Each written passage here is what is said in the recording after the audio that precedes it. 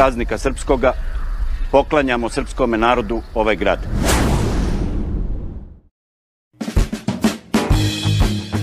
Halo Bro Bre, kembali lagi bersama gue ABC Movie. Kali ini kita akan ngebahas film yang berjudul Quo Vadis Aida.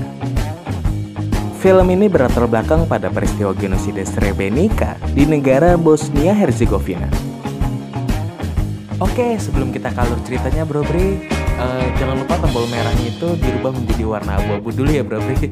Thank you Bro Bre, terima kasih banyak ya. Tanpa berbasa-basi panjang kali lebar kali tinggi sama dengan luas, kita langsung aja ke alur ceritanya Bro Bre. Let's go! Yeah! Setelah keruntuhan Yugoslavia, etnis Serbia di Bosnia Herzegovina yang mendirikan Republik Srpska ingin menguasai seluruh negeri dan melenyapkan etnis Muslim Bosnia. Mereka pun mulai melakukan penyerangan hingga menguasai 70% wilayah Bosnia Herzegovina. Lalu untuk melindungi etnis Muslim Bosnia, pada April 1993, PBB menyatakan daerah Srebrenica sebagai daerah aman di bawah perlindungan mereka. Dan 2 tahun kemudian, tepatnya pada 11 Juli 1995, entah bagaimana pasukan PBB yang terdiri dari ratusan tentara Belanda nggak melakukan pencegahan terhadap invasi pasukan Serbia, sehingga mereka bisa memasuki kota Srebrenica. Rapat darurat pun diadakan antara perwakilan warga Srebrenica dan PBB untuk mencari solusi penyelesaian masalah ini, dengan dibantu oleh seorang penerjemah bernama Aida. Namun hasil rapat sangat nggak memuaskan perwakilan Srebrenica karena PBB hanya akan memberikan ultimatum kepada pasukan Serbia dan baru akan balik menyerang kalau pasukan Serbia nggak mematuhi ultimatum tersebut. Sedangkan kondisi saat ini, rakyat Srebrenica sedang dibunuh secara sistematis oleh pasukan Serbia.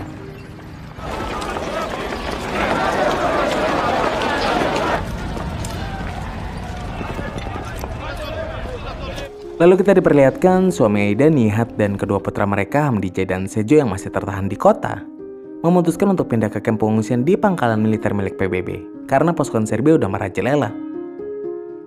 Dan ketika pasukan Serbia sudah menguasai seluruh kota, mereka tanpa ampun membunuh warga yang masih tertinggal termasuk wali kotanya.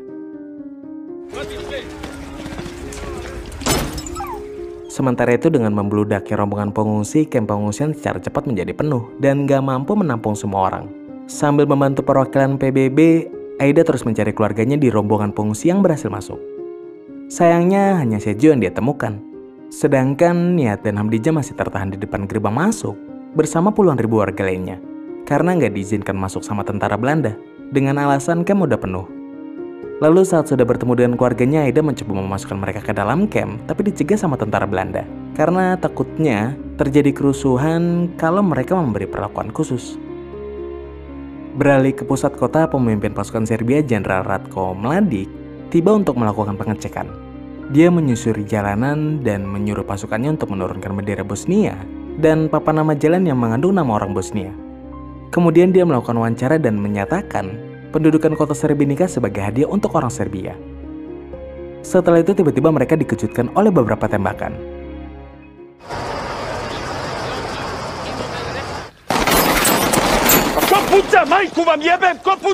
Mladic pun menyuruhkan bawahnya untuk memperingatkan PBB agar nggak menyerangnya. Telepon dari Jenderal Mladic sampai ke Kolonel Tom Karemans, pemimpin pasukan PBB di Srebrenica, tepat setelah dia menghubungi PBB pusat untuk meminta bantuan serangan udara. Di saat yang sama, Aida juga mencari Karemans untuk meminta bantuan memasukkan keluarganya.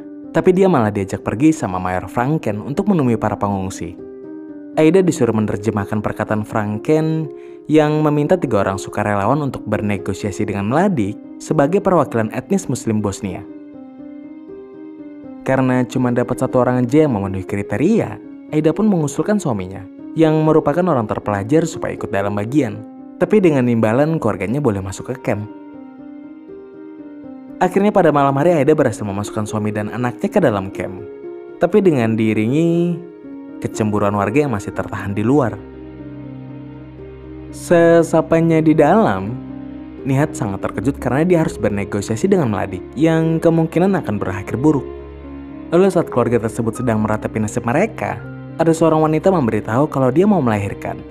Aida pun membantu tim medis untuk menangani proses persalinan. Paginya para pengungsi terbangun karena seorang warga yang trauma berteriak ketakutan bahwa pasukan Serbia akan membunuh mereka dengan gas beracun. Secara cepat warga tersebut diamankan oleh tim medis untuk diberikan perawatan. Setelah itu pasukan Belanda dan 3 orang perwakilan rakyat Srebrenica pergi menemui Mladic. Di tengah perjalanan, Karemans memberitahu kalau serangan udara yang dia minta telah ditolak markas pusat dan mereka juga disuruh untuk nggak menyentuh pasukan Serbia. Sesampainya di tempat perundingan, Karemans mengingatkan Mladic bahwa sesuai resolusi PBB, Srebrenica adalah kawasan aman.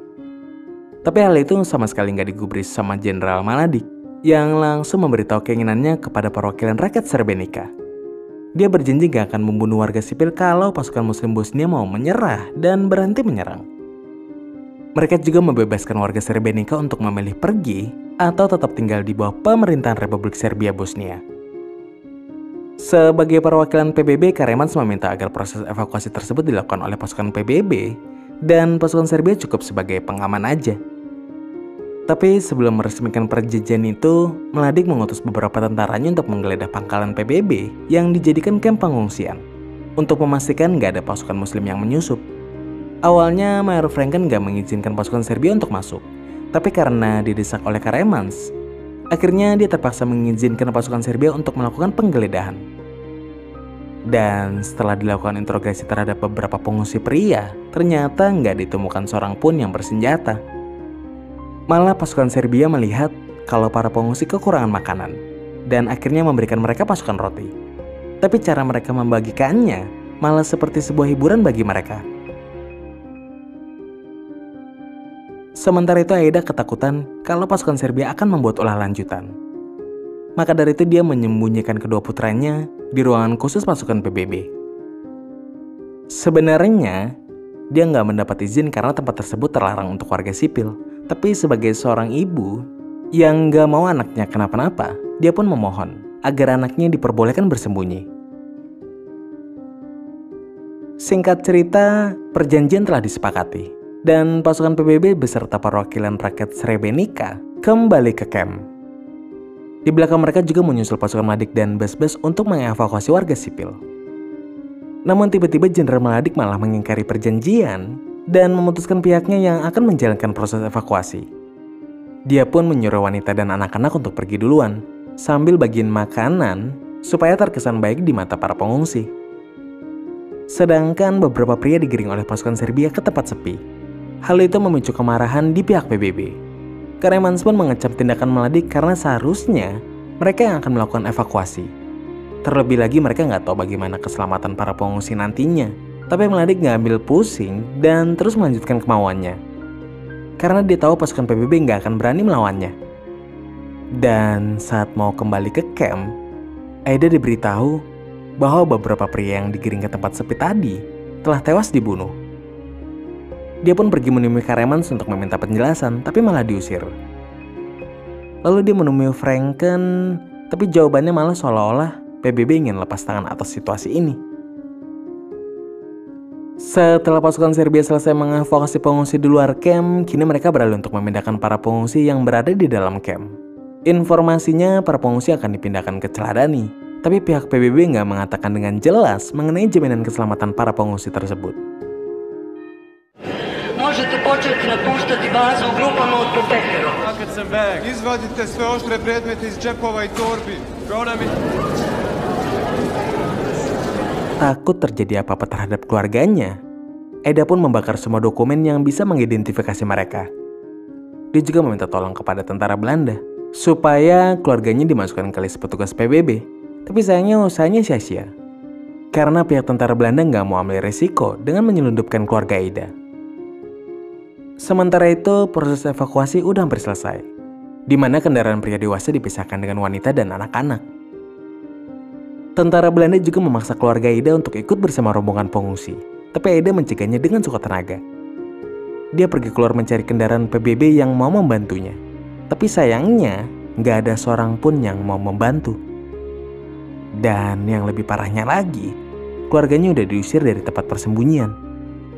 Aida pun bergegas mencari mereka dan menyembunyikan lagi di sebuah kontainer. Kemudian saat rombongan terakhir mulai menaiki bus, kita diperlihatkan seorang tentara Belanda hampir diamuk teman-temannya karena membongkar penyamaran seorang pengungsi laki-laki.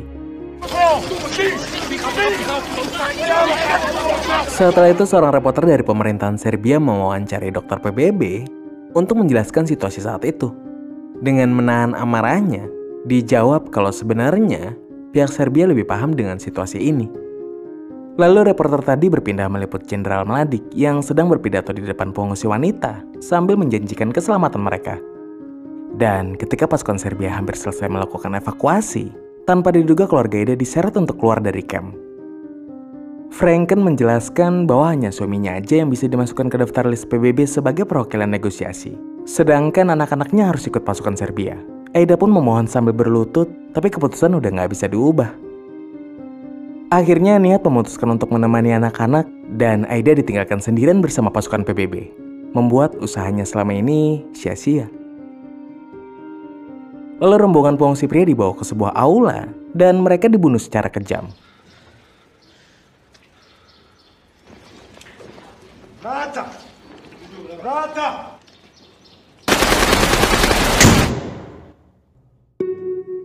Dan beberapa tahun kemudian, setelah berakhirnya genosida Srebrenica yang menewaskan 8.372 laki-laki Muslim Bosnia, Aida kembali lagi ke apartemennya di Srebrenica yang sekarang dihuni sama orang Serbia.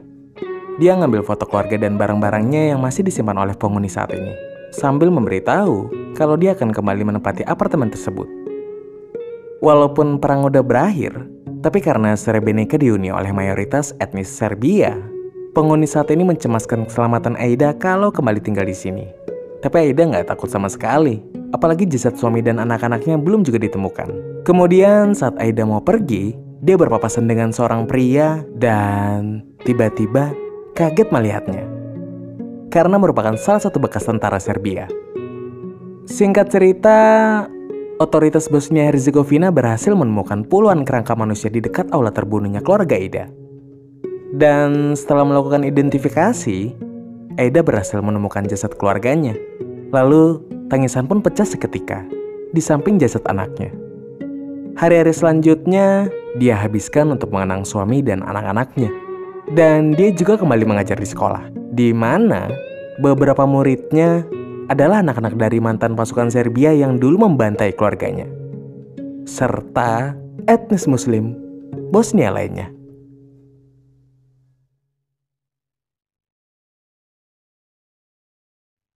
Tomat.